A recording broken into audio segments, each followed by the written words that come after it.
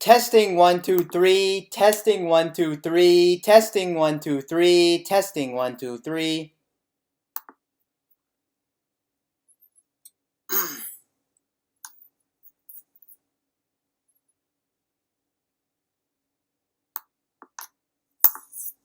Testing 1 2 3. Okay, it looks like we're live for the night. Of course, we're gonna be talking about the same thing that I usually talk about each and every night when I'm actually on this live stream. I'm gonna be talking about the tech and the gaming news. Before we start that, as always, I do have to set up my setup for myself. It always sucks that I have to set it up right after I start the stream, but there's literally no other way I can actually comfortably do this. I gotta make sure all the windows why can't I bring up another window?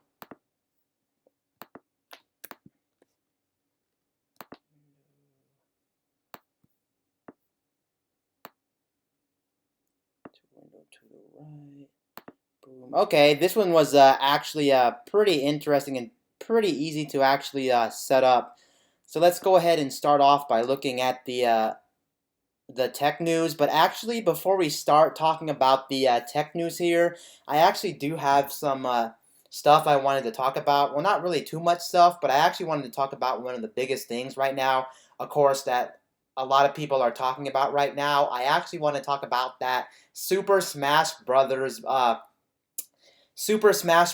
Ultimate reveal that we just had today, and I actually want to talk about my feelings and my thoughts on the brand new Smash Brothers character. Of course, if you're a Smash Brothers fan, then of course you know exactly who the next Smash Brothers character is going to be in the final regular DLC, the Fighters Pass, and the fifth and final character, of course, is going to be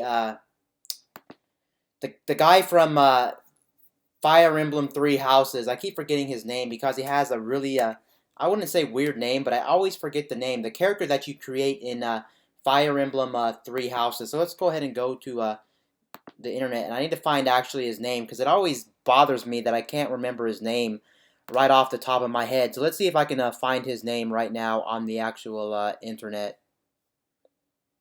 So his name should be Bailiff. Bailiff, the main character you actually create in Super Smash in Fire Emblem Three Houses. I don't know why I said Super Smash Brothers, but I guess that makes sense since I was talking about Super Smash Brothers Ultimate. But yeah, we basically have a brand new character reveal for that character, and that's actually pretty interesting. But I'm just gonna come out and say right now, I'm not actually a really big fan of this brand new character because personally, for me, I really did not want another Super Smash Brothers character in I did not want another Fire Emblem character, excuse me, in Super Smash Brothers. So that's actually very interesting that for some reason Sakurai and the team over there decided to go with this character in particular, and it really does kind of make me a little bit mad and a little bit frustrated that they decided to go with Fire Emblem character. It's not that I actually hate Fire Emblem because I'm actually a super big fan of Fire Emblem. It's just that I do not want more Fire Emblem characters in Smash Brothers, honestly. It just does me no good. It's kind of like, why put so many Fire Emblem characters in Smash Brothers? Why do it? It just really doesn't make any sense to me at all when we already have like so many characters and there's so many other great characters they could have put in Super Smash Brothers besides another generic Fire Emblem character. And to top it all up, the thing that really boils my blood is not even just the fact that it's a Fire Emblem character, is just the fact that they decided to go with a normal character that has like a sword. Like, why would you go with another character that practically has a sword? It really does me no good to have a character that has a sword. I mean, it is, I guess, not your standard sword. He kind of uses it as like a whip or something like that. But just the fact that it is another sword character kind of blows my mind. We've already have so many sword characters in Smash Brothers, and then alongside that, another reason why this really doesn't fancy me is just the fact that it is the main character, or like the character you start out with in Fire Emblem Three Houses. And the thing that I do not like about this is just the fact that well, he doesn't your character doesn't actually talk. So how can you get really invested in the character? It just really doesn't make any sense to me. I think they would should have went with somebody else that like had personality, and on top of that had a different type of weapon. Because let's be honest, there's different type of weapons in Fire Emblem. You don't actually have to go with somebody with another sword. It just honestly does not make sense. Why would you go with somebody with another sword? It really just blows my mind. You could have went with like Edelgard. She has an axe, for instance. Sure, an axe is like a sword, but at least it's an axe. At least we won't. It's something. I'm just telling you, add something. And I would honestly, if I was gonna pick a character, I don't know who I would pick from Three Houses. I would definitely go with one of the leaders of the game.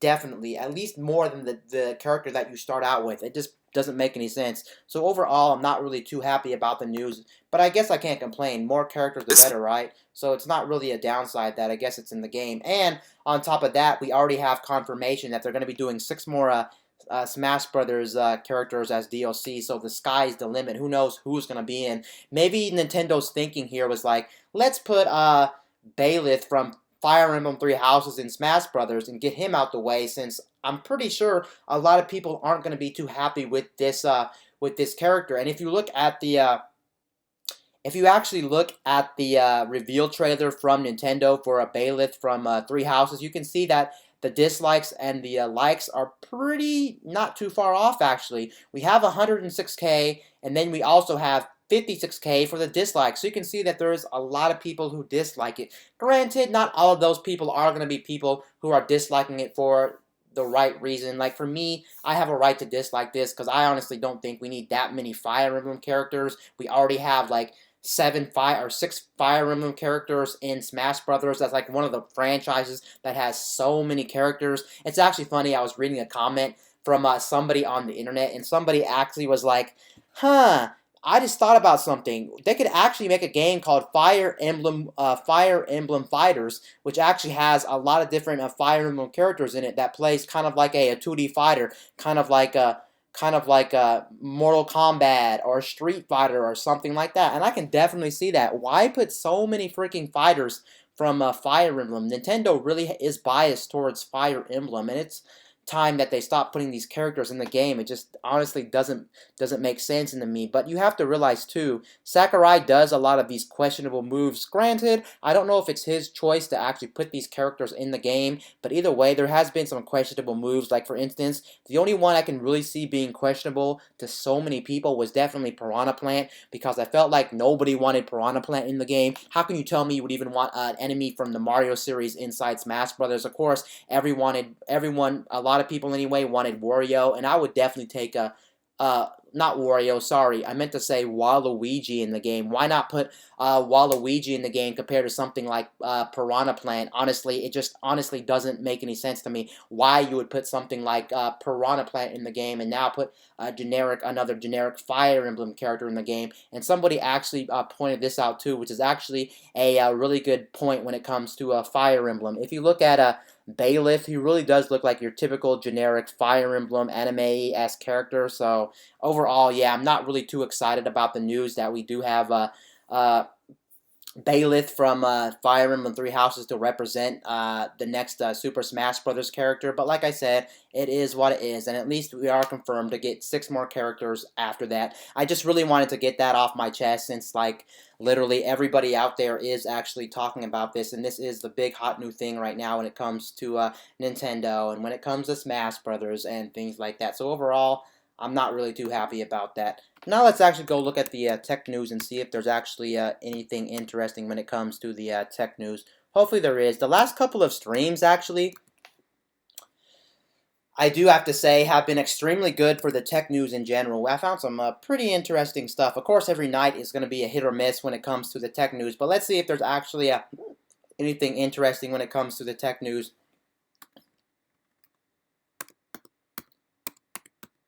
I'll probably go about usually I keep these streams pretty short, since there may not be enough stuff to actually talk about. So I'm going to be talking about I'm going to be talking for probably about like an hour, or maybe an hour and a half, or maybe even just an hour, depending on It always really depends on how much information is out there to actually talk about. So let's go ahead and get the stuff actually talking. I actually went to the wrong side by accident, which I didn't actually mean to go to the wrong side, of course.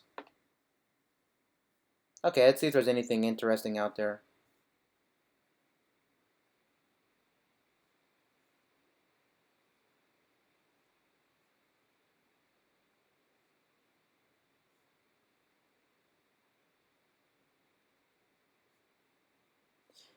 It looks like WhatsApp, a very popular chatting app, is actually going to have was I guess apparently supposed to have ads, but it looks like there is going to be no ads on the WhatsApp. So that's actually very interesting. I understand why you'd want ads in place, but on the other hand, it may turn some people off from the application. So I can see why. Let me go ahead and read the article because that is actually very interesting. I want to know the reasoning why they decided not to put ads in WhatsApp. I know it's a very popular chatting app. A lot of people use WhatsApp. It may not be as popular as something like a Facebook or something like that, but either way, it is a very popular app. And I know about WhatsApp because I know some people that I know personally do use WhatsApp. Personally, for me, I never really had a reason to use WhatsApp, but it is very interesting that in general, WhatsApp is very popular by a lot of different people.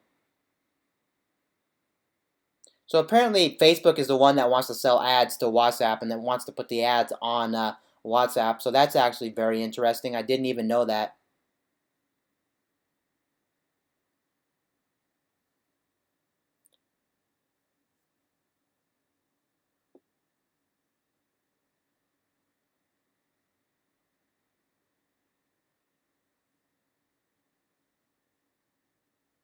Huh, that's interesting. I didn't actually know because I guess I just knew about the app for a while, but I never really looked into it because I was not interested in it. And apparently, Facebook owns WhatsApp, which is interesting. It said it acquired it, according to this article, it acquired it in 2014 for $22 billion. Wow, that is a lot of money. Wow, that company's rolling in the money. WhatsApp, whoever owned WhatsApp or created WhatsApp. I don't know why Facebook would actually want to acquire WhatsApp. I don't know what the reasoning is. So I guess it makes sense now that it explains why Facebook would want to put ads in WhatsApp. Definitely really explains it. And apparently from this article as well, it does look like WhatsApp is going to get ads in the future regardless. So there must have been something going on. I can't really figure out why they don't want to put them in like right now if they're going to put them in the future anyway. Oh, they want to focus on different aspects of WhatsApp before they actually go ahead and go put the ads on there. They're trying to, yeah, focus on other stuff. So I guess it apparently takes up too much time to put the ads in, and they're going to delay that for a little while. Either way, people are still going to use WhatsApp, so it's not like a downside. Some people will be mad, of course, that they're going to be seeing ads now, but people will still use it because they've been using it for a while. So that literally makes sense. I can see that.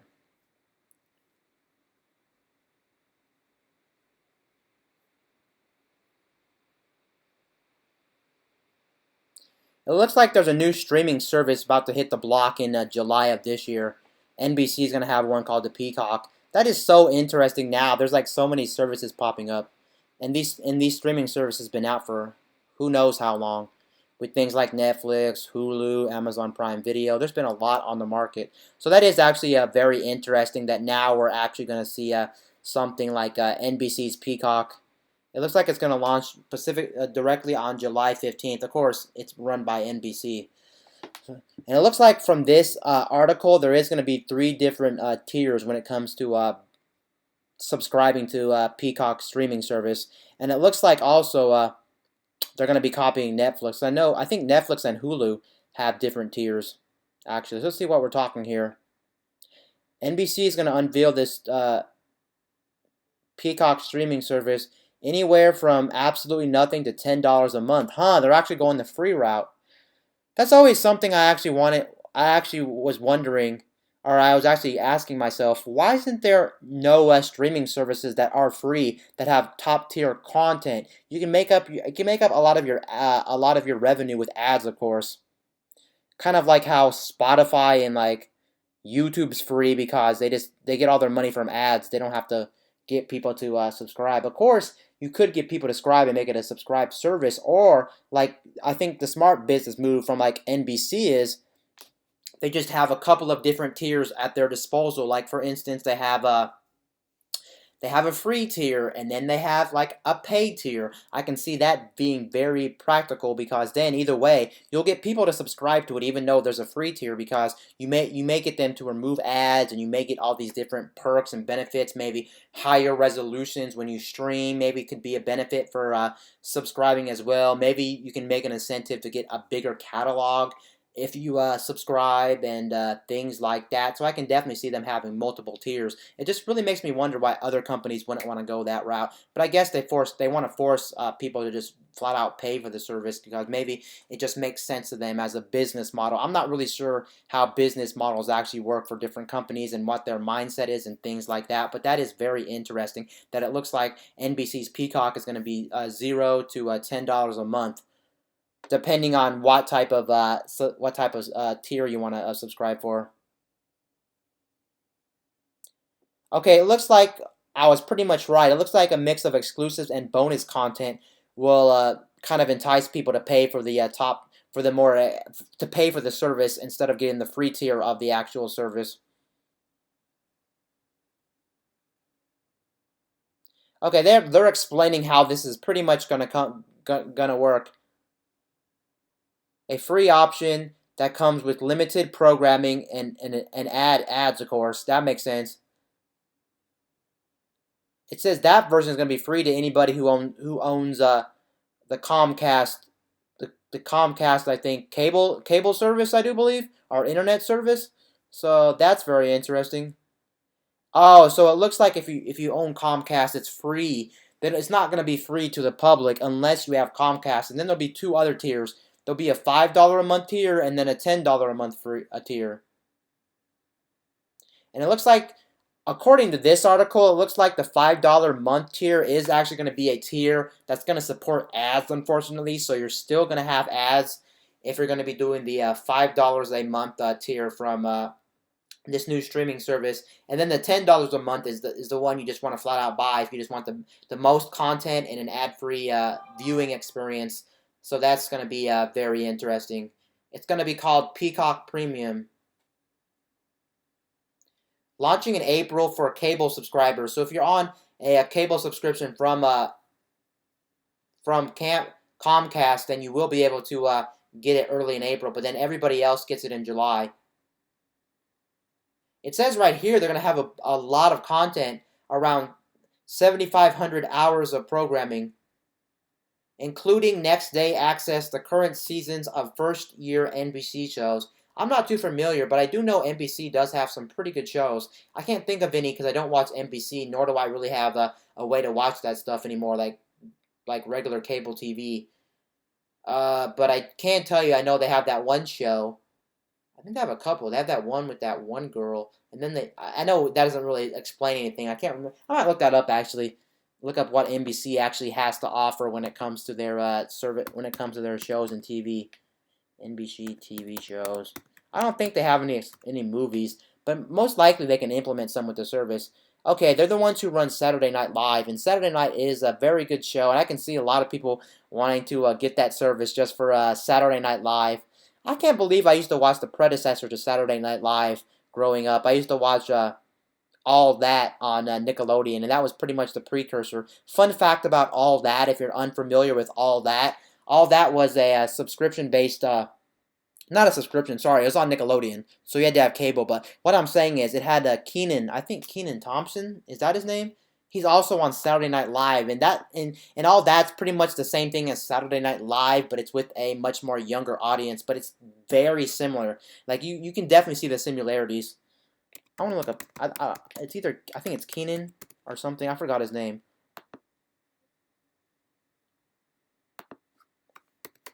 Apparently, they were supposed to be bringing back All That. Yeah, Kenan Thompson. Yes, I was right. Kenan Thompson. He's pretty cool. So yeah, it's pretty cool. He made the transition over to Saturday Night Live. So yeah, that was pretty much I wouldn't really say a dumbed down version. It was just really tailored towards kids compared to Saturday Night Live, which is much more grittier, more adult focused, and things like that. I wonder when 1994. I wonder when Saturday Night Live actually came out. I wonder which one came first.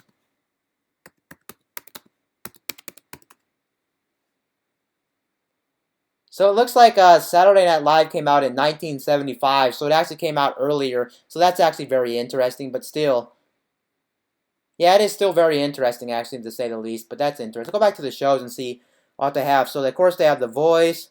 I don't know what This Is Us is. Blacklist apparently is super good. My friend used to watch the Blacklist, so I know that show is actually pretty good if you're into like crime stuff or whatever. Apparently, it's just not. It's just something that doesn't really interest me. But I know that's like one of their top tier shows. Blacklist. The Good Place. Yes, The Good Place. I was thinking about The Good Place.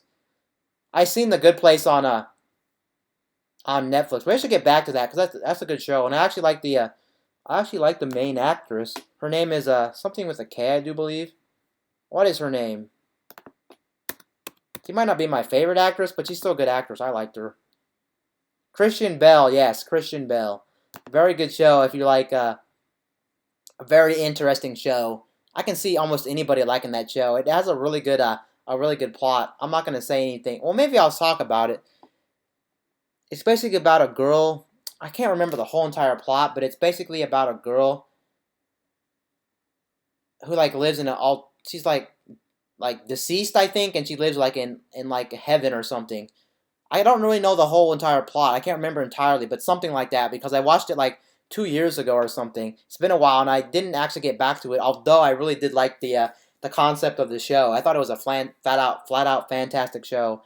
Then they have some other stuff like Chicago PD, Law and Order, America's Got Talent, Superstore is another good one. If you like comedy stuff, just about a supermarket, it's kind of like The Office maybe, but instead of being an office, they're in a supermarket. Chicago Med. I know they did a reboot of Will and Grace. Can be interesting. They have a lot of crime investigation shows. Brooklyn Nine-Nine. Yeah, they actually have some pretty good content. There is so many. I have to admit this. There's actually a lot of networks that actually have a lot of good TV shows that could actually literally make their own subscription based service, kind of like Netflix, if they really wanted to. Like for instance, why does Nickelodeon don't have one? Why does ABC don't have one? Why does Cartoon Network don't have one? Why does MTV don't have one? But then it'd be monotonous and dumb. And then on top of that, also being monotonous and kind of stupid to have all these different services. What would be the point of cable TV? That's practically why you pay for cable TV. But except for, of course, with something like a traditional cable TV, you can't actually, what I was going to say, you can't actually watch stuff on demand most of the time. Well, technically you kind of can because I do know this when I had cable TV back in the day. They had a lot of these applications for their network if you had cable TV, and you can watch a lot of on-demand programs. But I guess it technically wasn't the same thing because you couldn't actually access it unless I think you had cable TV of some sort. So that's very interesting. But yeah, there's actually a lot of stuff that NBC has. The one show I'm actually liking a lot is that Zoe's. I tried watching it and I actually kind of liked it, but I only had a preview, so I couldn't really watch the whole thing. But that new show called Extraordinary Playlist, I just think the girl on that show is interesting. But the principle is kind of interesting. It's kind of like, yeah, just very interesting. You might have to check that out. It kind of reminds me of The Good Place. Not like the same plot, but like it's just very interesting. They're really trying to do something interesting. But yeah, like I said, they have a lot at their disposal when it actually comes to NBC and things like that. So I can definitely see this taken through. It's just that now there's so many services. It's starting to get very overwhelming by how much stuff they actually, by how many streaming services they actually have on the market. That's why you really have to. That's why I think, for instance, if you're like a company trying to start like a subscription based like TV or movie based subscription service, I really do highly think that you need to really price it right in the time we live because there's so much competition out there, and a lot of these different companies might have a little bit less to offer or a little bit different content than something like the ones that people are used to. Of course, we have now so many people subscribing to Disney Plus. Netflix has been at it pretty much practically forever, and then we have HBO. I mean, not HBO. We have Hulu and things like that. So you really have to try to make it super enticing for people. And I think maybe $5 or $6, even 10 wouldn't break the bank. But then you have to think about it this way: a lot of people are subscribed to so many different services. I would probably, if I was a company trying to get my subscription-based service off the ground, I would probably have a couple of different tiers, to be honest. And then after that, I would probably try to market maybe my high end at just like $6 a month, because I feel like that could be the sweet spot. And I feel like for a lot of people, $6 won't break the bank. And I have to realize that a lot of these other companies are a lot of these people already have subscription-based services that they are paying for, and it can get costly. So maybe at 6, I'm like, well, yeah, but 10's not too bad either. But I think after 10, then that's where it starts to get a little bit hairy. I think for a lot of people, 10's probably the high end. I don't want to go like 15 or 20 for that service, because then I just don't think a lot of people don't find the value. Even though the content may be worth it, I just think that 15 or 10 for a lot of people just not worth it, especially when they're paying for a lot of different services, whether it's movie and TV based subscriptions, or whether it's other subscription based services, are just different things they're subscribing to in their life. So yeah, but yeah, very good lineup from that. So that's actually very interesting. I didn't know that they were making their own service. Let's go ahead and see what else is in the news. Oh shoot. It looks like Amazon today, this is going to be relevant for everybody, of course, but apparently, or not apparently, it's already confirmed. I don't know why I said this, but Amazon was offering a 20% off certified. You gotta keep that in mind. Certified, used, and refurbished products. And certified is actually really good. Same thing with refurbished, because most of the time they actually check these items out. So that's actually very interesting. Let's see what kind of deals Amazon has. That's the thing that sucks about the internet and about deals and things. A lot of these are just like flash deals or flash sales, and you miss them. I do know that there is some applications and some things on web browsers, if you on the internet all the time, like doing work or just you have to do stuff on the internet. I do know they have web-based, like Chrome has like these embedded like Chrome extensions that allow you to like keep track on deals and things like that, and you'll get notifications when there's like a crazy ass deal on like a product you want, or maybe just a deal in general on like a certain topic, whether you're into tech, gaming, whatever the case may be. So that's actually very interesting. You have to look those things up. I don't actually use one of those, but I should use one of those because there's so many good deals. And also I would recommend looking at Reddit, because Reddit, especially for gaming and tech, a lot of times there's a section though that tell you crazy ass deals, and you can try to run out and get the deals.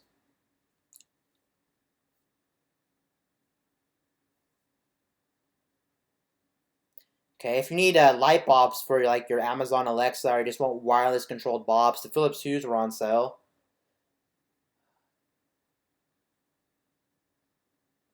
Wait, it looks like one of the top tier noise canceling headphones are on sale. I actually want to see this real quick. Yes, yes.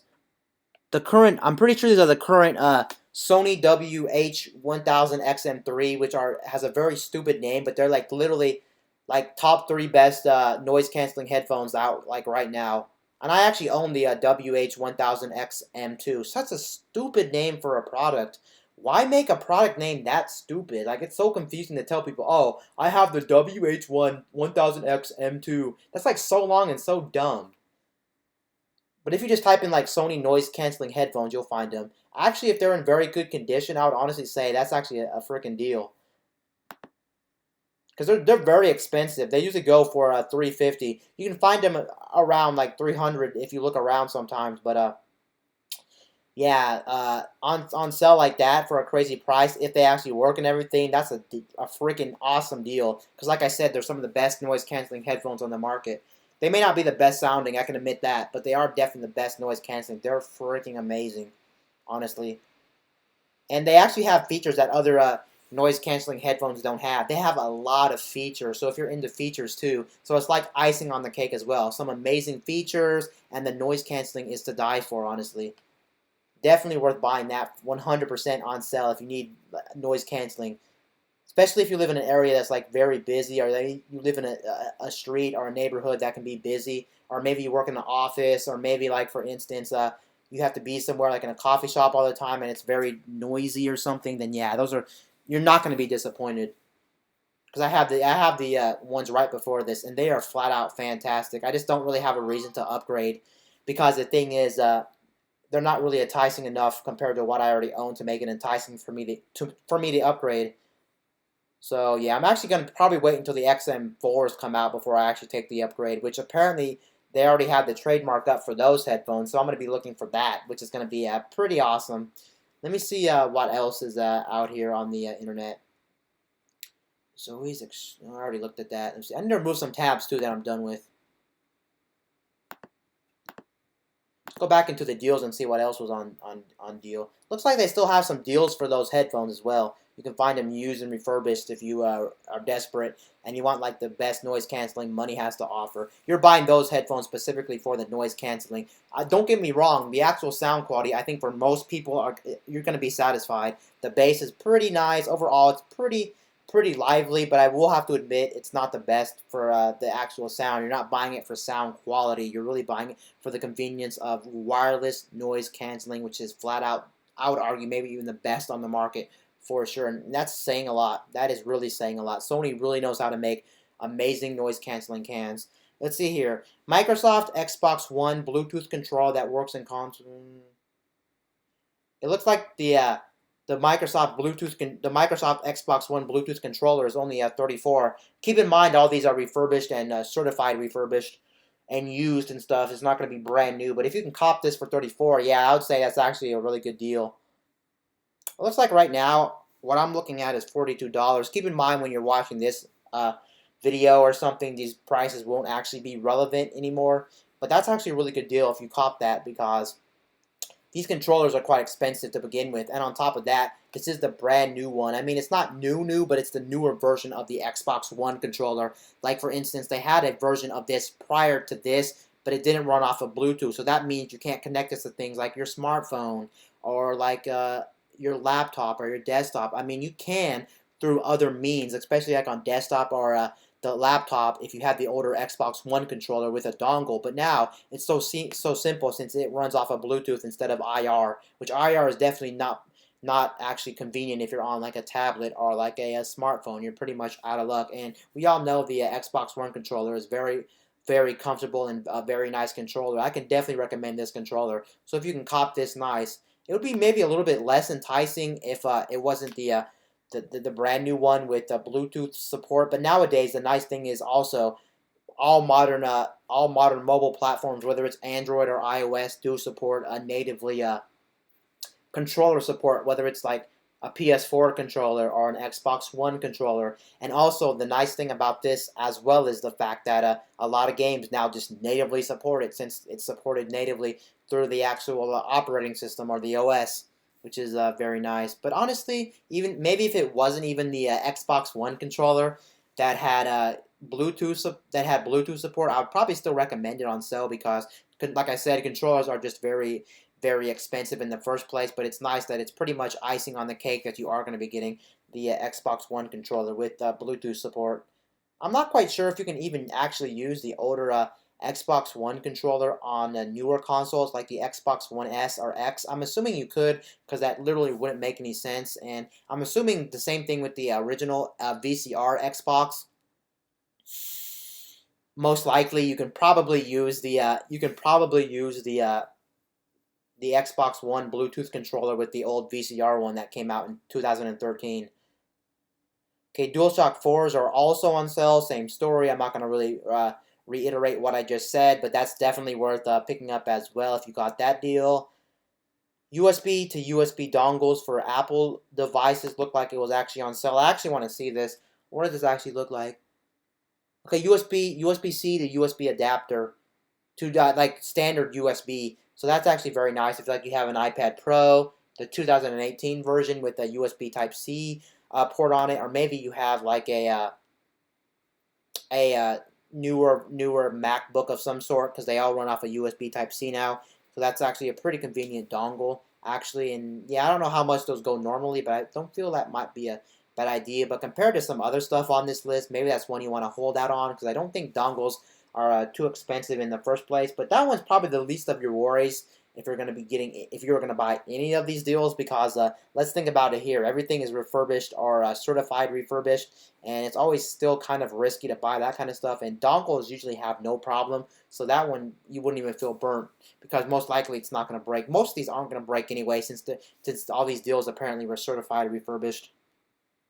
We have some truly wireless earbuds for 44 by Jabra, and I can say Jabra. They do make some really good. They do make some really good, truly wireless earbuds that are a competitor to like the AirPods from Apple or the Samsung Galaxy Buds. The only downside to their headphones were the fact that those headphones were their headphones are a little bit more bulkier than a lot of the competition, so they kind of stick out of your ears. But if you can grab that deal, which was cheap for about like $60 or $40, I think it's actually a pretty good deal, I will say. And yeah, that's pretty much all the deals apparently when it comes to this flash sale. Amazon was actually holding today, apparently, for some refurbished products.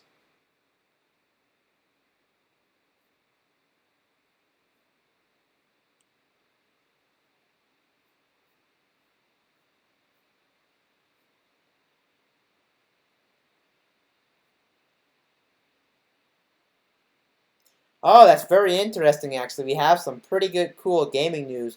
So, Horizon Zero Dawn is reportedly coming to PC. When they say reportedly, that literally means anything. But just the fact that Horizon Zero Dawn is coming to the PS4, that's actually or coming to the PC apparently. Sorry, I know it's on the PS4. It's an exclusive. I know sometimes I slip on my words. So hopefully you were listening to that. Again, I meant to say that it's coming to PC. Apparently, it's already on the PS4. I slip up sometimes, but yeah, that's actually pretty interesting. That'll take one more exclusive away from a Sony, but that's not necessarily a bad thing.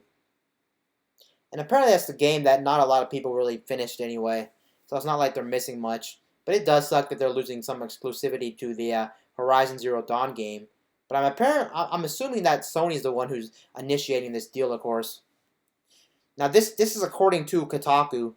I need to check up on Kotaku actually because they have some interesting stuff. I keep forgetting that's a website. I'm gonna open link in new tab actually for that. Or I'm gonna load up a page for Kotaku, or try to go to the homepage of Kotaku. I know Kotaku's usually about gaming stuff, I do believe. But yeah, that's actually very cool too, because that means that game will be playable in better resolutions. So you'll see like true 4K, 60 frames per second, maybe even higher frame rates. Who knows? That's going to be actually very good. And who knows if there's going to be mod support. I'm assuming that game would actually be coming to Steam, but nowadays anything's off the table with the whole Epic Game Store. That reminds me, I have to check the deals for the Epic Game Store, the free-to-play games, because I keep forgetting to check that. I thought for a second they were going to say that the Horizon Zero Dawn game was actually going to be making a sequel to that game, because I can see them making a sequel to Horizon Zero Dawn. Okay, it looks like one of the VR headsets actually got cheaper ahead of Half-Life Alyx, because a lot of people are looking forward to Half-Life Alyx, and hopefully people do actually pick up Half-Life Alyx, because that means if maybe Valve sees that Half-Life Alyx is doing crazy numbers, maybe they'll be like, let's go ahead and actually make a Half-Life Half-Life 3 that everybody truly wants. Nobody wanted Half-Life Alyx, but it does have the Half-Life name, so of course people are going to play it. The only downside to Half-Life Alyx, of course, is going to be the fact that it's not going to be a game that's going to actually be a game that's not in VR. So a lot of people may still be turned off by the game because it's VR. And I know some people don't like VR. I wonder why it's coming to PCs only. Because I actually don't have a, I don't actually have a PC VR headset. But granted, my PC I don't think can run it. I'm running a somewhat older GPU. I think my CPU can handle it, but not my GPU. That's really the problem here.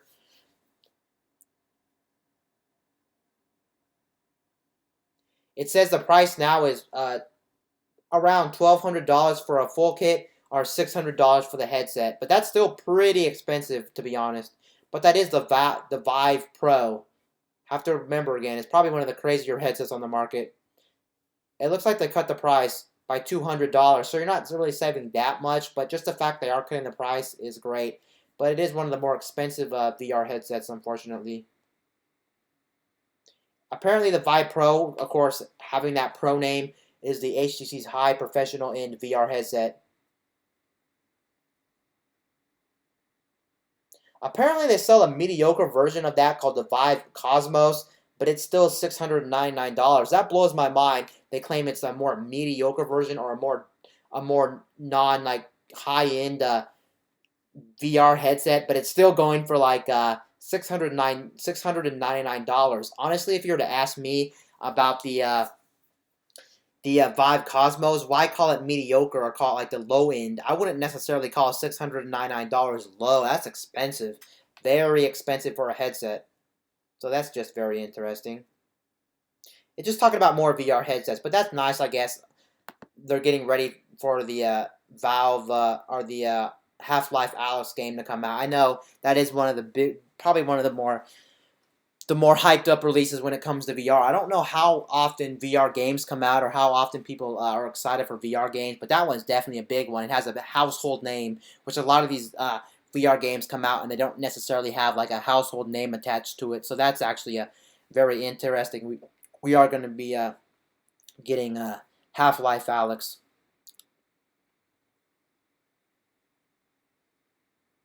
Oops! It looks like according to this article, Google Stadia is going to be cutting 120 games.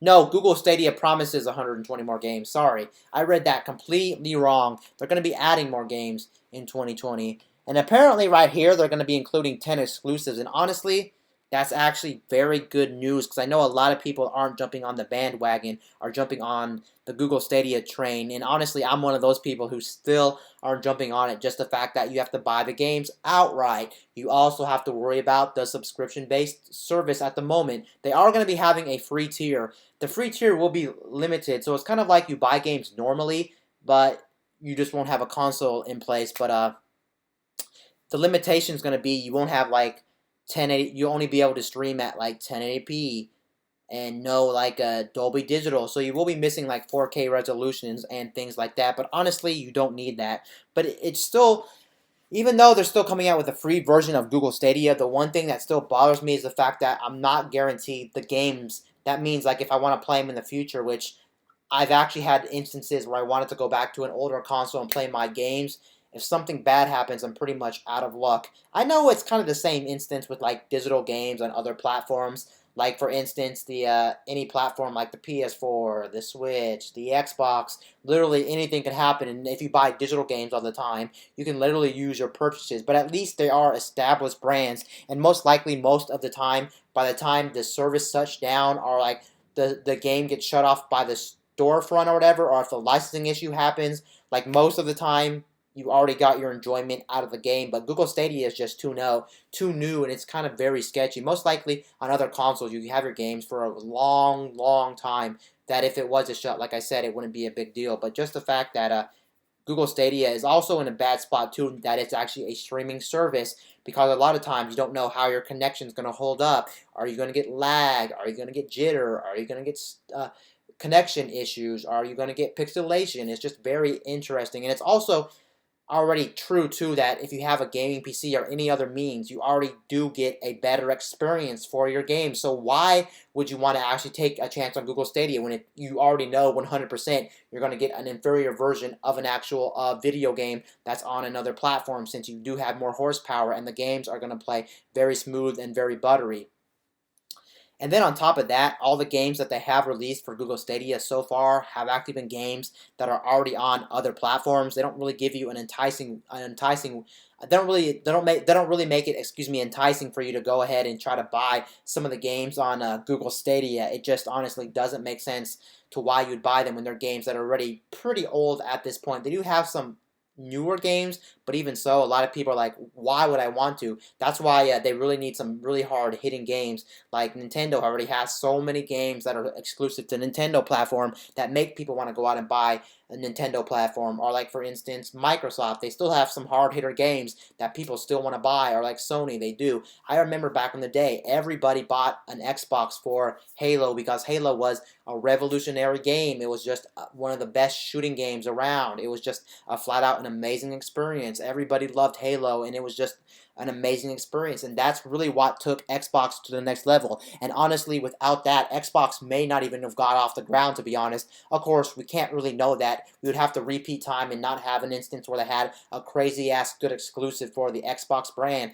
But that's really the problem with these companies that want to start their own, like game console or gaming hardware and things like that, you really have to make an enticing way to entice consumers or gamers to actually go out and buy your hardware or subscribe to your service when we already have too many platforms out there for gaming, the space for kind of like the space for movies and TV show. We have so many platforms out there. You really have to stand out from the crowd, and nowadays it's getting harder and harder to stand out from the crowd. But I guess if anybody could do it potentially, it could be someone like a Google, because Google has literally like millions and billions of dollars in the bank, and it does make sense that they would be able to probably get a big developer on board. But a lot of these developers just it's just so new that if you think about it, they don't want to actually go to something like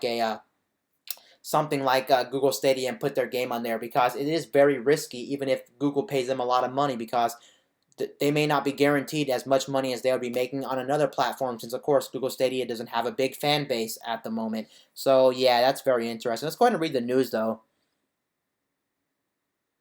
So it looks like they. So the good news is it does look like that they are going to be supporting this in the near future, and that's the scariest thing to know, that Google always shuts down their services, or shuts down the ones that aren't doing too well. And if Google Stadia doesn't do too well, they could just chop it at any moment, and that's actually very scary, considering that you paid $60 for all these games, because you don't just it's not just like Netflix where you pay for the subscription and then you get a list of games to play. That's not how it works. You buy your games outright, and that's very scary. Do you actually think Google is going to refund your money? If I knew, for instance, Google was going to refund my money, then possibly I may want to go to something like Google Stadia to play my games. But just the fact that I'm not guaranteed anything from Google Stadia, it's just very risky and very scary. And on top of that, I probably still wouldn't buy their service, or still buy games on Google Stadia, even with the free tier, because I will be getting an inferior experience when it comes to gaming, just because, well, it's not local, it's through the internet, and the internet always has problems like lag, interference, and things like that. Even also, if you are connected through like a hardwire, if you can get connection to a hardwire. So this website doesn't actually say what's coming. It just says they already confirmed that they're going to try to get more games on Google Stadia. I don't want more games on Google Stadia. That's a nice thing, of course. We need more games, but what you really need is some badass exclusives. That's something that's so hard hitting that everybody wants to play, and you can do that. You definitely have the manpower, and you definitely have enough cash in the bank, and you can reach out to developers and get a developer. I'm sure there's some developer willing to make a badass game. That's really going to be the make it or break it experience for Google Stadia. If they can somehow do that, then they'll definitely be able to pull through, and I think it'll be a success. Will it be as successful as something like the PlayStation, the Nintendo consoles, the PCs? It's going to be really hard to tell. But right now, a lot of people just aren't feeling Google Stadia, and I'm one of those people. So we'll really just have to wait and see if Google Stadia is actually going to be able to pull off any magic, or pull off something crazy. Wow, it looks like Wikipedia was banned in Turkey after a 2-year ban. I don't know why Wikipedia was banned in Turkey. I know a lot of different governments and a lot of different countries have all these regulations and things in place, and they don't want like people in their country to know like the outside world, or know things that happen in on planet Earth, and especially if you're, I think, communist, they always block off parts of the internet. I'm pretty sure in China, correct me if I'm wrong, but I'm like 99% sure in China they block off a lot of the internet, like certain sites you just can't go to, because they're really trying to control their people. So I can see why they may ban it, but I'm not sure.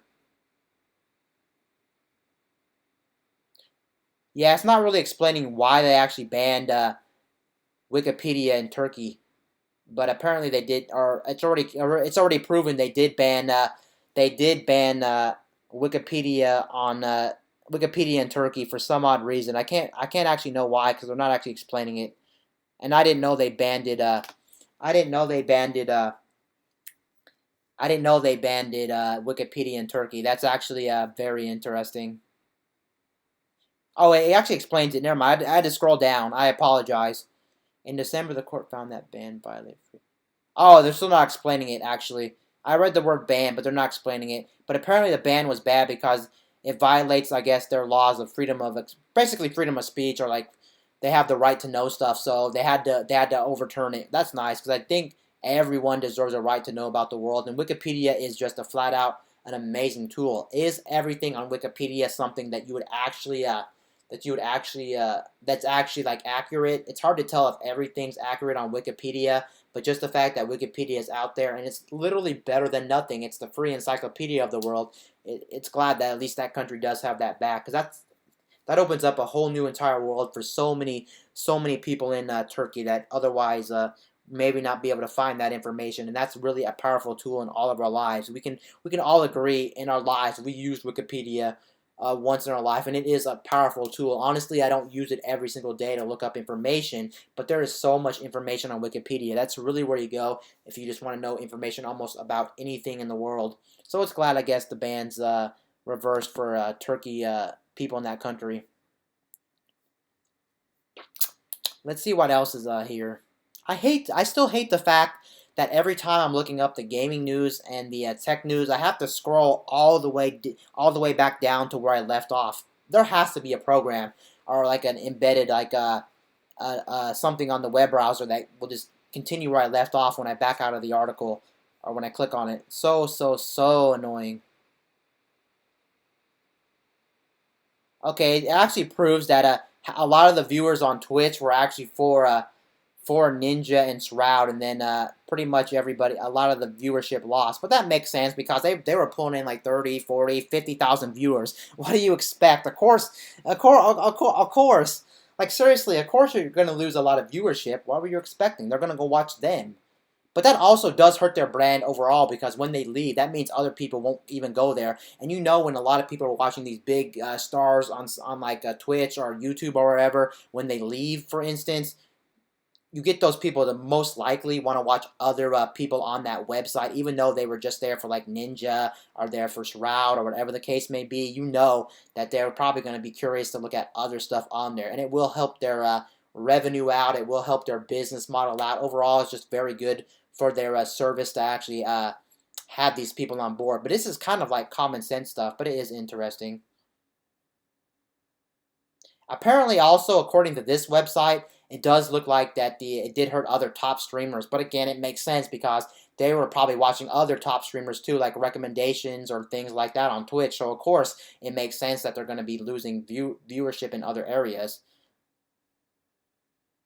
But it does state right here, even though that a lot of people did leave Twitch after the big streamers like Ninja and Shroud left the platform. It does actually prove also that apparently from year to year, I'm looking at a chart, and apparently from year to year, it does prove that people are still that Twitch is still growing as a platform. I know a lot of people love streaming. Also, I love streaming, and it's a really good form of entertainment and media. So I get why it's growing, and it's still relatively new. It primarily just got popular. You think about it, it primarily got popular in the last decade for the most part. So yeah, it's still very, very new technology. So I get why a lot of people also may not even know about this technology that we have, where you can interact with people on the internet via live streaming. But yeah, that's actually some kind of common sense, and then interesting. I guess they're just saying that it's still growing as a platform, and every year they're not really losing that many people. I guess. What is this article? Nope.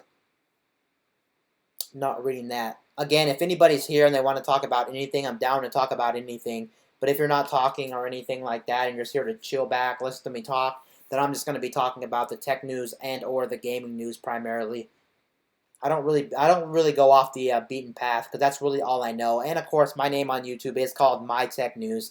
So yeah, I'm going to keep it strictly to that for the most part. Unless you have something to say to change the topic. I should have really brought food on stream.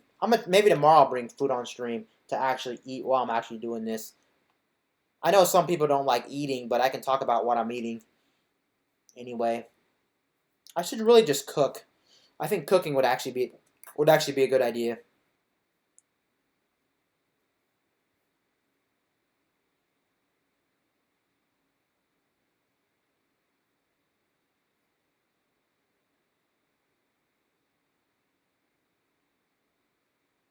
Okay, it looks like we have some new developments on mobile technology. It looks like there's a company out there that wants to put a display on a contact lens, the ones that you use if you you can't see, you put them in your eye.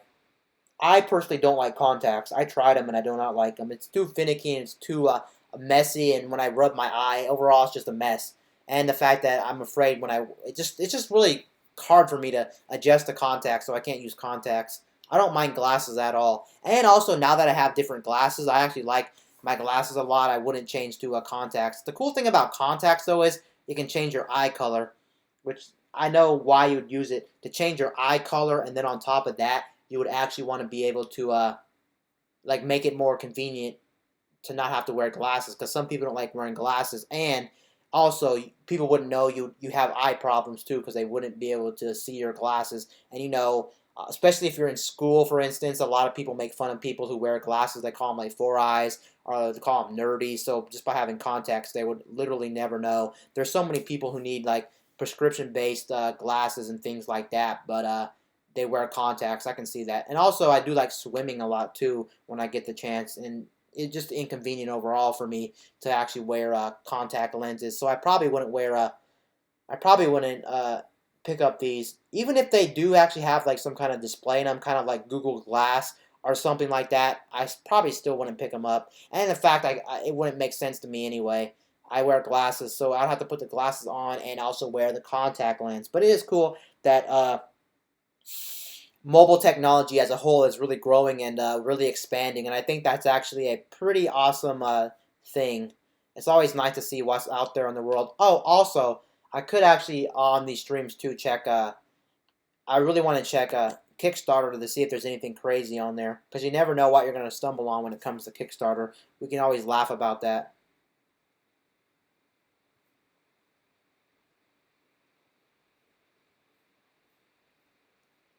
It's always funny, at least every single day. You at least see a couple of interesting articles. Okay, it looks like everything else I've already actually talked about. Yeah, it looks like everything else I've literally already talked about in the news from yesterday. And it's actually interesting. I am coming up on an hour here, and nobody's here or anything like that. So I think I'm actually going to go ahead and head out. I want to keep these streams relatively short. I don't really want to keep them short, to be honest. It's just that if like no one's interacting or there's nothing too interesting going on, then I'm probably going to close down the stream, to be honest. I can go longer for sure if there's people talking, or like there's a lot to talk about in the news and things like that. But right now it looks like it's dwindling down. Before then, let me check another website. I have a couple of different websites I like checking to see if there's any more news. Because like I said, different websites have different news stories to cover, because some companies can't find all the news, so it slips out and things like that.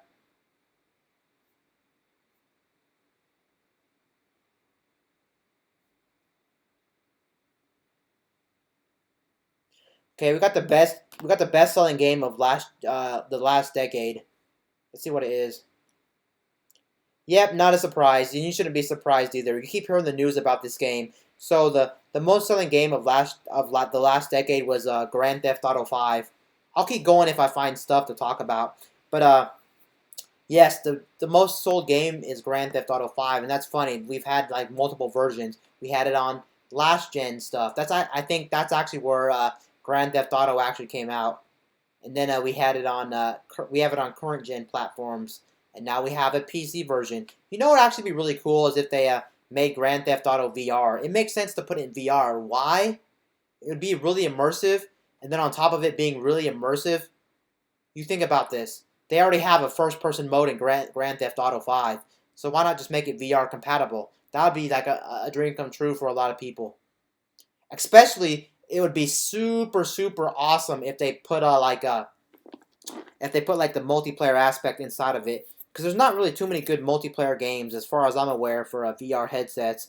So if you do something like that, that would actually be super crazy and super awesome.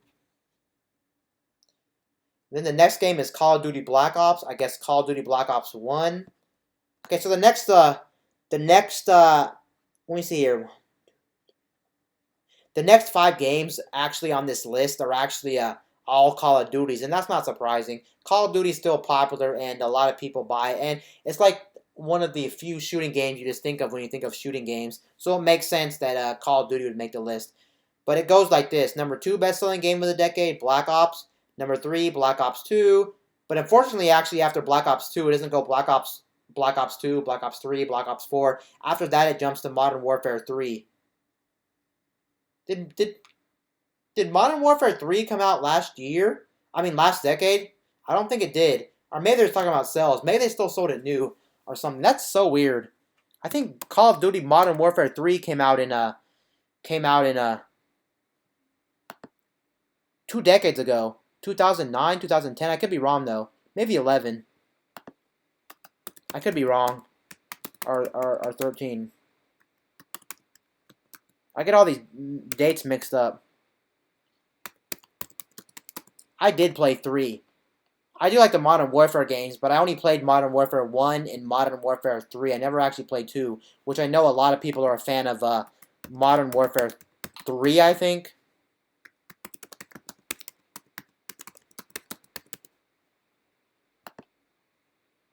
Okay, yeah, I was definitely right. I said 2 decades ago, but then I switched my answer, and it was 2011. That shows you how long that game been out. But yeah, it came out last decade. Okay. I don't remember it coming out last decade, though. I remember it coming out a long time ago, but I guess I'm wrong. But then after Modern Warfare 3, after Black Ops 2, it goes Black Ops 3. And then for some reason it goes to Call of Duty Ghosts. But I guess some of these games haven't been out long enough, like Call of Duty Black Ops 4. Black Ops 4 is number 9 on the list. Yeah, I don't know. That's interesting. Call of Duty Ghosts is even on this list. They're going by the top 20 best-selling games of the decade, of last decade. It's actually interesting. As many consoles as the Elder Scrolls 5 Skyrim is on, it's interesting to note that that game's not actually higher, because you would think so many people would buy that game with so many consoles, but it's actually 13 on the list. I guess people aren't really rebuying it as much as you think they are. Very interesting. Yeah, very interesting. You would think that would actually be higher. That's the one game I thought would be like, of course not number 1. It makes sense it's not number 1. I still understand why Grand Theft Auto is so easy to put at number 1. But seriously, I thought at least Elder Scrolls 5, Skyrim, at least Skyrim would be like 4 or 5 on the list. But 13 is very high. It didn't even make top 10. Actually, Minecraft made 10. And that's actually another surprising one too, because there's so many versions of Minecraft. I don't know if these lists are just calculating every single platform it's released on. I'm pretty sure that it is. Like if the game's on multiple platforms, they're just combining all of the sales figures in calculating it. So Minecraft is number 10, which is interesting. That one has so many versions of Minecraft. It's on everything. It's even on mobile. So that's interesting. My sister actually made a good point about Minecraft. Why isn't it that Minecraft is actually a game that's in VR? It makes sense you'd want to explore that game in VR. There's actually a rip-off Minecraft in VR, but obviously no one's going to play that. Yeah, Minecraft should have been like a no-brainer, but some companies haven't found the value of VR yet, and on top of that, not just the value, it hasn't really taken off as much as people thought. Yes, it sold like on PSVR, it sold like 3 or 4 million. I don't know about the rest of them, but overall, we can still admit VR is still a niche thing. It's not for everybody. I can admit that. I'm a big fan of VR, I keep talking about, but it's still a very niche thing for so many people out there. I'm also a little bit surprised about Mario Kart 8, since we just heard the news that Mario Kart 8 on Switch is like 19 million units. But maybe I'm not that surprised, because Mario Kart 8 on Wii U sold probably not too good, so 9 million, 20 million, and yeah, but maybe it'd be a little higher, maybe not. Not the most surprising one, I guess. It's not too crazy because it is what it is, but the ones, like I said, are pretty interesting as Skyrim and Minecraft. I feel like those should be higher because they have so many versions out. Like, blows my mind. The last game on the list was Star Wars Battlefront. Breath of the Wild didn't. Oh yeah, it only sold like 9 or 10 million, I think. But yeah, that game made number 19. Very interesting list. So first is Grand Theft Auto 5 again, and then 1 through 6 after Grand Theft Auto 5 goes all the Call of Duties, Black Ops, Black Ops 2, Modern Warfare 3, Black Ops 3, Ghost. Number 7 is Red Dead Redemption 2, 8 is Call of Duty World War II. 9 is Black Ops 4. 10 is Minecraft. 11 Advanced Warfare from Call of Duty. 12 is Modern Warfare that came out last year. How do you even have enough sales figures to actually calculate how much it's going to sell? And it's still probably selling too, let's be honest. 13 Skyrim. 14 is Mario Kart 8. It doesn't say Mario Kart 8 Deluxe. Maybe they just combined both of them and just said, let's just put Mario Kart 8. Let's combine them. 15 Call of Duty Infinite Warfare. 16 Battlefield. 17 Battlefield 4. 18 Destiny. 19 Breath of the Wild. And then 20 is Star Wars Battlefront. So yeah, that's pretty much the whole list for the best-selling games of the decade. Now you know. I should do a video on that, actually. I feel like it actually makes sense to be a video for that. Yeah, I might do a video for that. That really does make sense to me.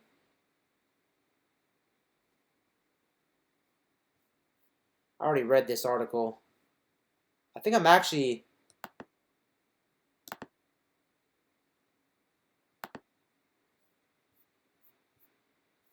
Oh, it brings up the... No, sorry. I thought I was on the article, but no, I'm not. I'm not in the article. It's just that their thumbnails for the articles are very big compared to the last website. So interesting to see the layouts of different websites. They all are so different.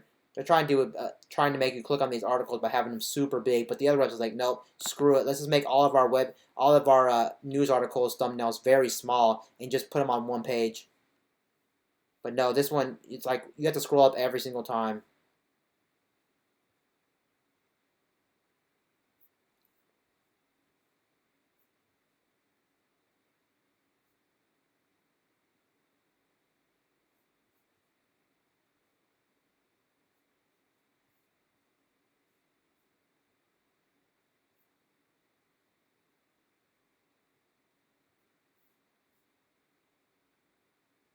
It also looks like another VR headset is actually getting a pretty good discount. Looks like a lot of these are.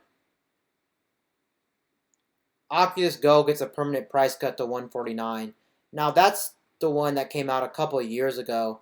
It's not the better version. Oculus makes a whole bunch of headsets, and this is one of their weaker ones. It's not really. You can play games in it, but its primary goal is not to play games. That's why it's $149. Its primary goal is to actually watch like entertainment, whether it's like watching Netflix or watching YouTube VR videos and things like that. It's not really for gaming. However, you can play simple and light games, but you got to keep your expectations low when you grab the Oculus Go. You should remember the price is very cheap for that thing. That should be a dead giveaway why it's not going to be good for VR gaming exclusively.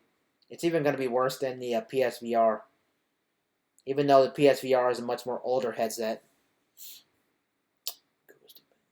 Already seen that.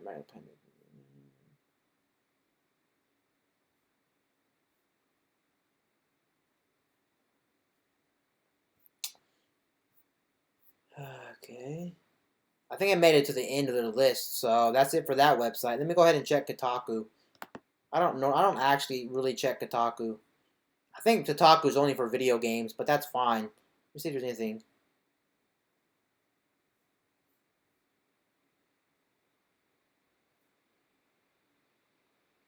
Okay, we have some actually interesting news. Apparently, for some reason, a man hijacks an airport monitor to play a PS4 game. I wonder if he got in trouble. A man waiting in a Portland International Airport was bored.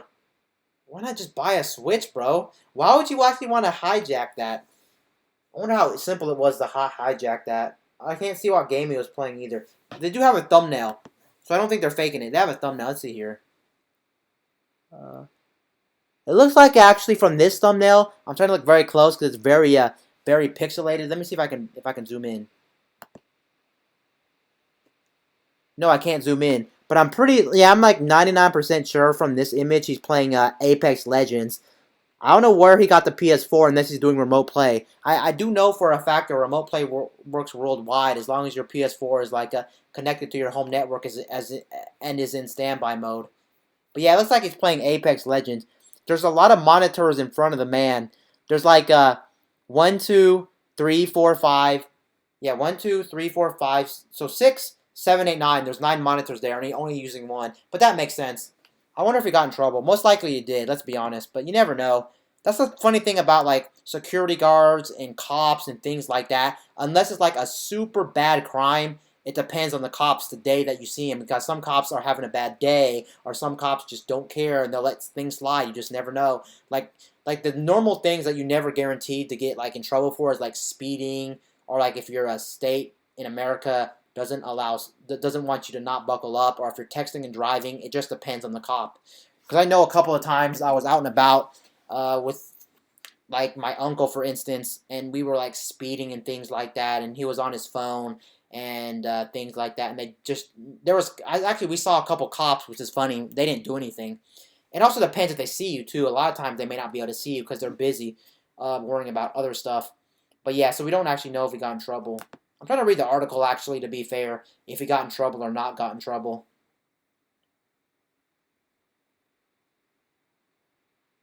Oh, he actually got... Okay, so the article actually states that he actually he was carrying around a PS4. I don't know why you carry around a PS4. It's kind of still big enough to where... Even the PS4 Slim is big enough to where it'd be uncomfortable. Unless you really have to play it. But I don't know what situation you would absolutely need a PS4. You're better off buying a Switch. It just makes sense. Even if you took the whole Switch setup with the dock with you, it wouldn't be that bad of a situation. It wouldn't be that bad because they make cases where you can put everything in them, and it's very practical, and it's actually not bad. But having a whole PS4 with you, why? That's really an inconvenience, and it probably makes your bag pretty heavy. Oh, it already states in the article too that he was playing Apex Legends. I wonder how. Oh no, they probably had free Wi-Fi, but that's actually very interesting. He was playing some Apex Legends. Yeah, I wouldn't do that just because not the whole trouble part. I'm just too lazy. I'm seriously too lazy to hook up a PS4. I wouldn't have a reason to do it, but I understand why. I don't. Okay, I don't really understand why he did it, but it's just interesting. Apparently, a local radio station was actually shouting out that he was connecting a PS4 to display. Let me read more about this story.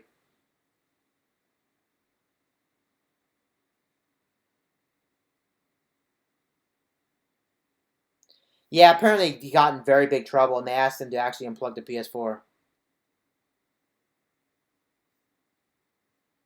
I honestly never understand every time you ask somebody when you do something illegal, like maybe you're skateboarding in like a place you're not supposed to be skateboarding, or you're doing something that like you're filming in public or something, and they kick you out of like a store that doesn't allow it, and you ask them, "Can I finish up?" and they're like, "No, you have to leave immediately."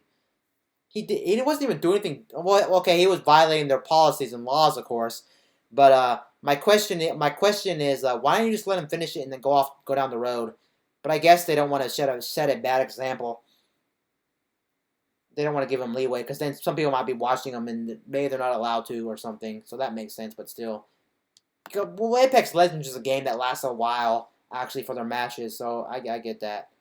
And it's weird that a guy's sitting there playing a PS4 in an airport. But seriously, why not just buy a Switch, bro? Like, why you? And if you do have the PS4 carried around, man, I don't get why you'd be that desperate to plug it in and play. I can see situations though. I guess if that's all he had and he was so desperate, like you had a bad layover. Because I've been in situations on airplanes where I had a bad layover. One of my layovers was literally like 9 hour layover. It was nutty, and I was going insane. But even so, I don't think I would do something like that. I'm not risky enough. Very not risky enough to do something like that. But that's interesting. It's not really a crazy story because things like that happened before.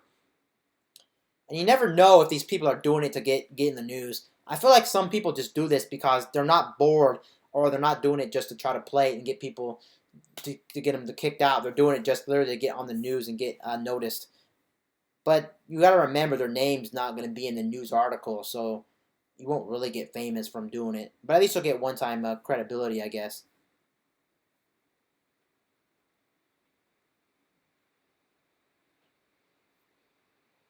So it looks like, of course, that theme park that Nintendo was trying to build, Super Nintendo World, we're trying to see how well it's coming. They got some images.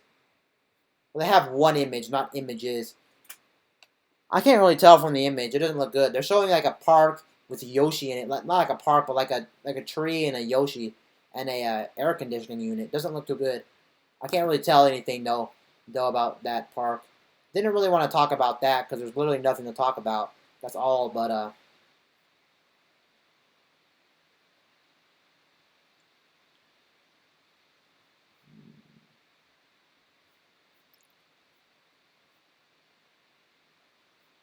apparently if you buy the next Humble Bundle, it looks like you'll be helping the Australian Fires. So that's actually very good that they decided to help the Australian Fires.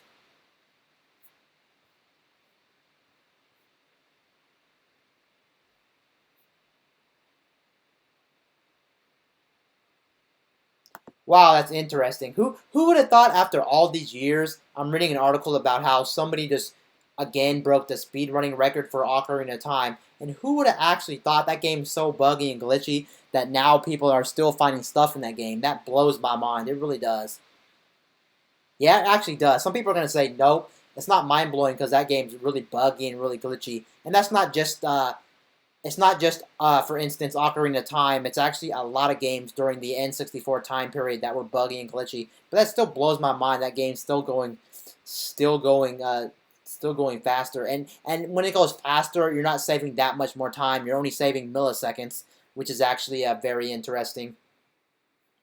But I know one of the glitches in Ocarina of Time. I don't know what it is, but I know kind of the drift. Apparently, you got to be in a stupid certain spot, and you got to press these really bizarre uh, button presses on your controller, and apparently only like one person in the world can actually pull that off.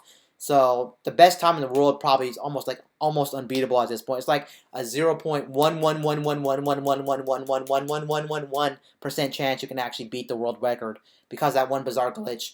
I mean, there's some really hard stuff in that speed run. That speed run has to be one of the trickiest speed runs of all time. Maybe I'm wrong, but that thing is freaking nuts.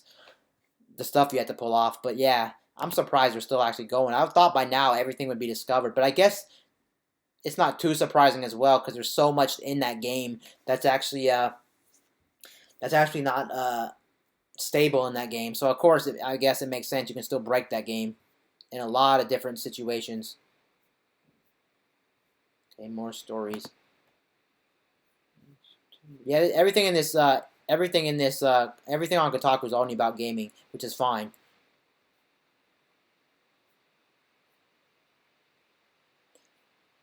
They talk about not just like gaming news, but they talk about anything crazy going on with just gaming.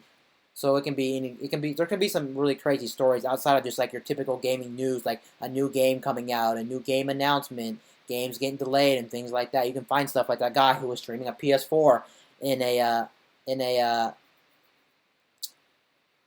in an airport, or playing PS4 in an airport. Sorry, I don't know why I said stream. Play it in an airport.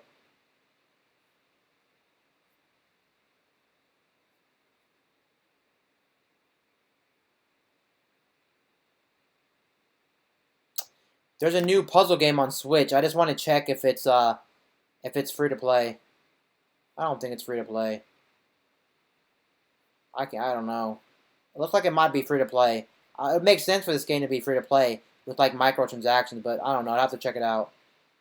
I'm not really interested in the game. It's a puzzle game. It's like your simple like bejeweled puzzle game, but like RPG elements. I've seen those games before, but I actually never tried them. They're not for me. Let me see here. Is that a new game?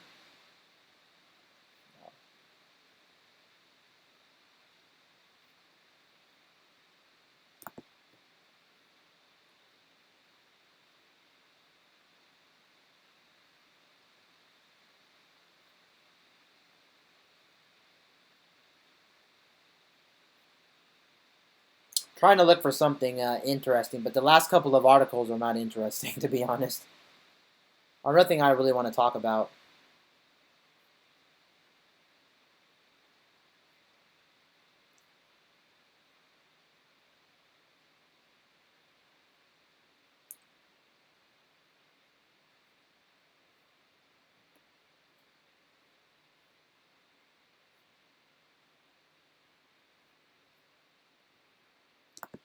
Okay, yeah, I don't think I'm actually ending up finding anything. I'll browse a little bit more, but I think I'm going to go ahead and get ready to wind down the stream since I can't find anything else. But we found a lot of good stuff tonight.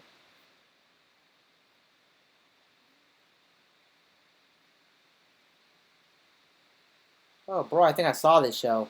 There's a show on Netflix about I don't know why it's on Kotaku. I guess they talk about other stuff. But there's a show on Netflix about being catfished. You know, like when you're dating somebody and they're like fake. That's interesting. I might watch that actually. I gotta get the charger. I'm still gonna look for some articles for just like a couple more minutes, and if I can't find anything too interesting, I'm gonna turn off the stream actually.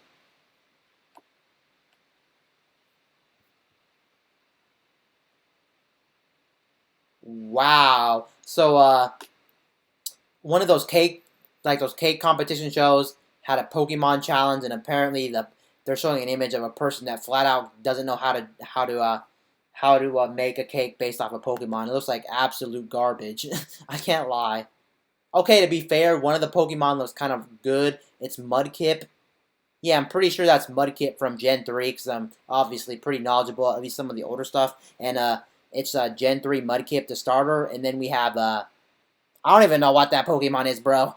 I have no idea what the heck that is. Like I said again on other streams, I wish you can see what I'm looking at, but you just can't. So just take my word for it. It looks ugly. Mudkip doesn't actually look too bad. I won't say it looks amazing. It looks kind of weird, but at least you know it's Mudkip. You can tell. If you play Pokemon, you know what Mudkip is. Gen 3 starter, but that thing looks absolutely horrendous. I want to say that's another starter from Gen 3 or Gen 4, but either way, it looks garbage. Garbage. Yeah, and then there's another one from, I think this one's from Pokemon Sword and Shield, actually. I forgot the main starter, the water starter from Pokemon Let's Go. Or, no, Pokemon Sword and Shield. I said it right the first time. Pokemon Sword and Shield. And it looks, alright.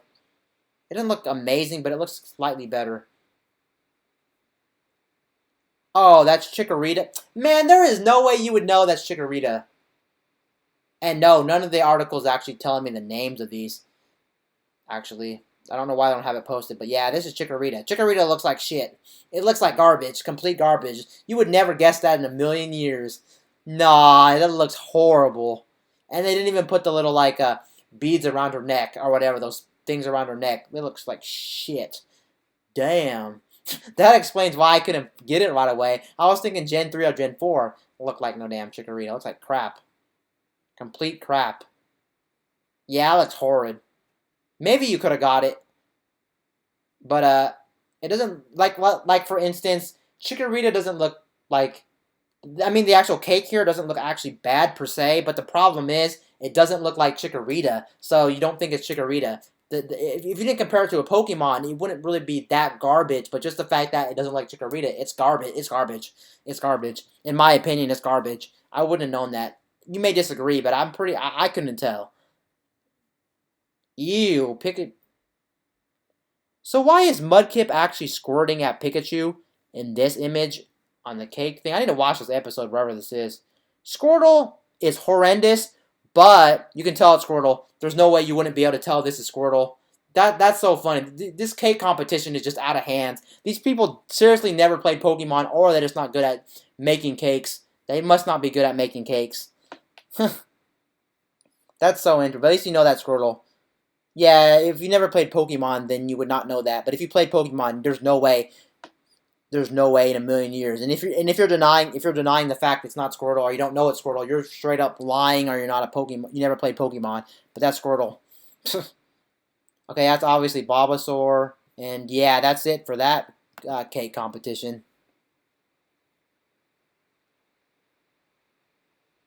It sucks too when I do stuff like that. You can't see the image, so it's less like you don't really want to watch it when it's not like an article because you'd have to see the picture. So maybe picture-based stuff, unless I'm showing the screen, is maybe out the question.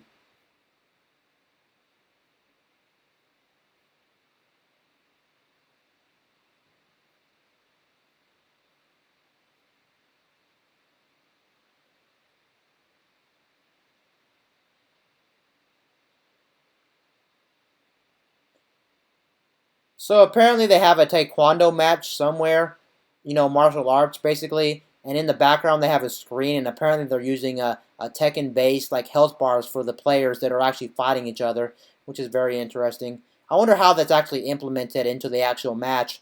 because I feel like that could actually be very interesting to watch something like that as long as it's implemented right. I guess every time you hit them, probably they have like sensors on their body, and then the screen in the back pretty much drains their health. Very interesting, kind of cool concept. It'd make it a little bit more interesting for a match, and then I guess whoever loses the most health obviously loses. Kind of cool implementation.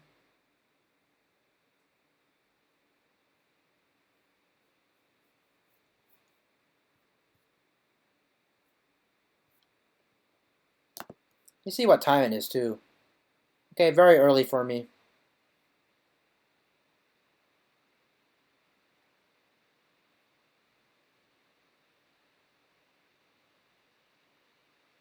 I think I've seen this game. So now they're talking. No, this is not an article. It's just like one of those promoted things on like a website on this website, and they're talking about Super Crush KO. And apparently that game I've seen someone play, and it's just no, never mind. It's a different game. Wait, why are you talking about Super Crush KO? And then they're switching to like different gameplay. Oh, that was an ad, I think. This game looks good actually. It's a beat 'em up. I thought it was something else, but no, it's a beat 'em up. But it still looks good. I guess I stumbled across it. You never know what you're going to stumble across on the internet, but it looks like a beat 'em up. Super Crush KO, a 2D beat 'em up. The art style looks pretty good, but it's really hard to make a beat 'em up nowadays. You really have to stand out from the crowd because beat 'em ups are like one of the most generic genres of video games. It looks pretty good. I don't know what platform this is on. Let me go ahead and click on it. No, it's actually not an ad, not a sponsored like thing on the website. It's actually an article. So what is it on? I want to say mobile. Let me read this. Oh, it's made by the same. That explains it. Then it's made by the same developers who made a Graceful Explosion Machine, and I actually played that Switch game, or that I think it's on other platforms now too. But that indie game, I kind of see the resemblance. What's it called? I might check that out. Super Crush KO. I don't like Graceful Explosion Machine. What is the name of this game again? Super Crush. Super Crush KO. Super Crush. Super Crush KO. What is this Super Crush KO game?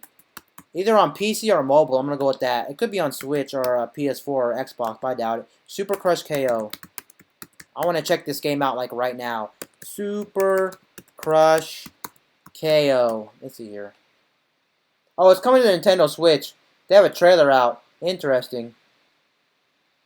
I'm very iffy on this game. Very iffy. I didn't like their last game. I didn't like Graceful Explosion Machine at all. It was very boring. Whoops. I didn't mean to turn up the sound again. But that game's very boring. Very boring. I wouldn't recommend Graceful Explosion Machine. It's a shoot 'em up or a shooting game. Not a first person or third like a traditional one you think of, but like a galaxy shooter, kind of like Galaga. If you ever played Galaga, you might like those type of games. It's not that it's that type of game I don't like. It's the fact that it was boring. It had no it had a lot of problems. I'm not really gonna get into it here, but it's not worth buying. Honestly, I would skip it. You may enjoy that game, but honestly, not worth buying. This game actually looks pretty decent. I can see the similarities, like the actual color palette and like the art style, very kind of similar to Graceful Explosion Machine.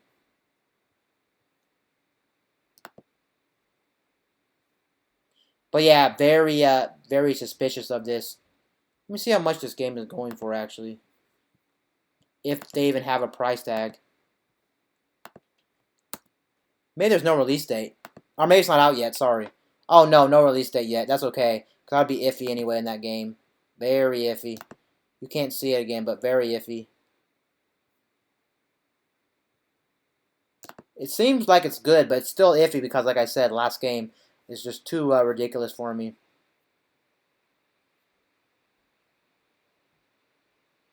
It appears apparently from Kotaku, Nintendo Switches in China are not region free like every other Switch in the world. That's interesting. But why does that explain? Oh, because apparently they still are region free if you buy your games digital. But if you don't buy your games digital, it's not region free. So if you buy like physical games, you can't just plop one in. I'm pretty sure with the other Switches, they're both digital region free and physical region free. So if you bought like a game physical, you can still plop it in. Okay. I saw someone playing Breath of the Wild in China, and they don't have Breath of the Wild yet. They only have like one released game in China for the Switch, so I got it probably off the eShop somehow.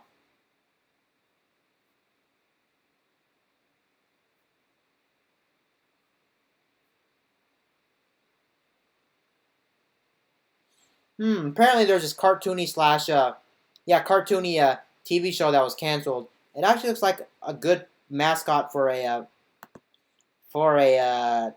video game. No, this is probably a character from something actually. Oh, it is. It's from a platforming game in Australia apparently. The character looks pretty badass. I can't lie to you. It's called Ty the Ty the Tasmanian, Ty the Tasmanian Tiger.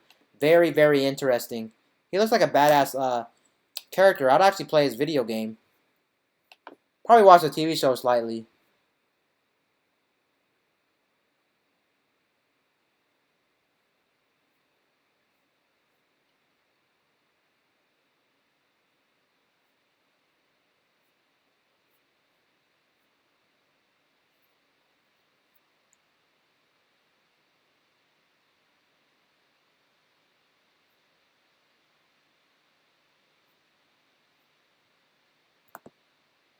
I wonder what day these articles are from. Cause I'm going pretty far down the list now. But then they're not actually saying when these articles came out. Oh no, they tell you when they came out. They're a little bit older, but that's okay. Cause there's a lot of stuff on the internet I may have missed anyway. Cause there's so much articles out there.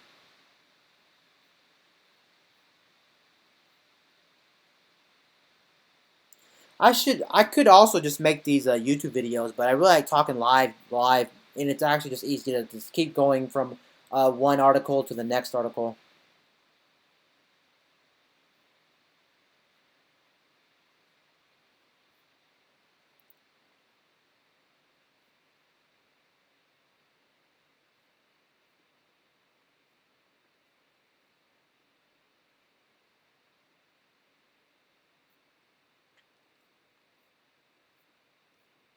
I'll try one or two more pages, then I'll probably cut the stream.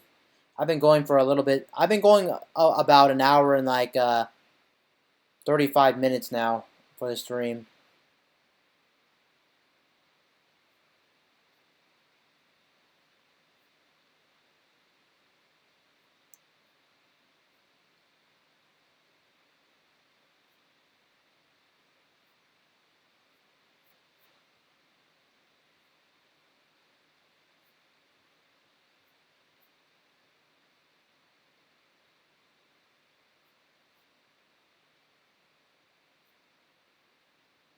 Okay, last page, and I'm gonna call it.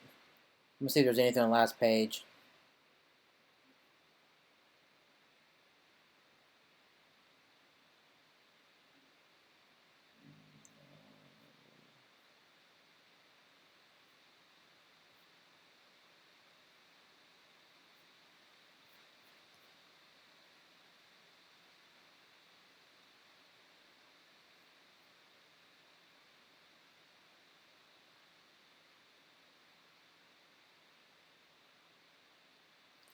It looks like a speed run went drastically wrong during GDQ.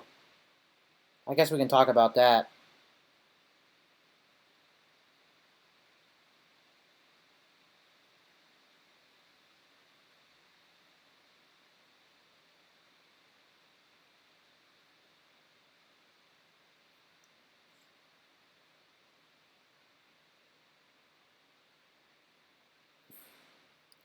I might actually watch the clip. So apparently, what happened was he did a crazy ass glitch in I think I want to say the original Bioshock, and then basically what happened was the PC just crashed because it couldn't handle it. Timing, some weird stuff can happen.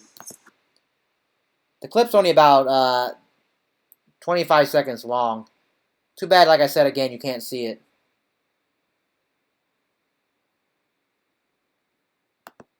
Wait. No, it's fine. It's fine. We planned this. You? Oh my god! Wait, it's supposed to be a joke? What the heck? It's supposed to be a joke? So apparently what happens is in this glitch run, when the PC runs into a problem, he automatically goes into Skyrim. What is this?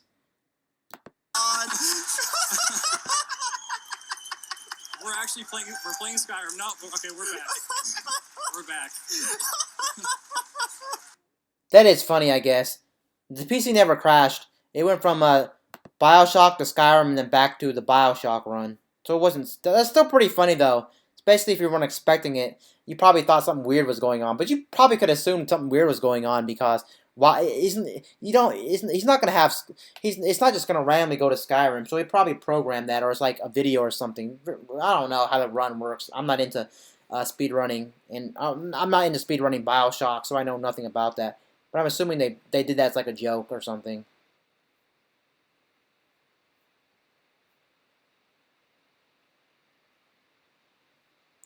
Okay, this article is actually explaining why it's not a good idea to buy a 360 hertz monitor, which I told you at CES 2020 a couple bits back that there's a company making 360 hertz monitors, and this trying to explain why you shouldn't buy it. Because most people don't game at 360 frames per second. That is true, and not a lot of games support it. I can see esporty games supporting it, and I think that was what they were actually touting this monitor to be, a esporty game type monitor for like Counter Strike, Dota, and all that jazz. That makes sense. Yeah, and apparently, like they said, the only reason you want that much frame rate is the fact, or that much hertz is the fact that it makes the motion a little bit more clearer when you move like around fastly. But the thing is though, you probably wouldn't notice that anyway because you're moving so fast. It won't matter if you're like 120 hertz or 320 hertz, so it won't actually matter that much. Apparently, they proved that it does actually help, but in the scenario that you're actually playing, you're not actually going to notice the difference, if that makes sense.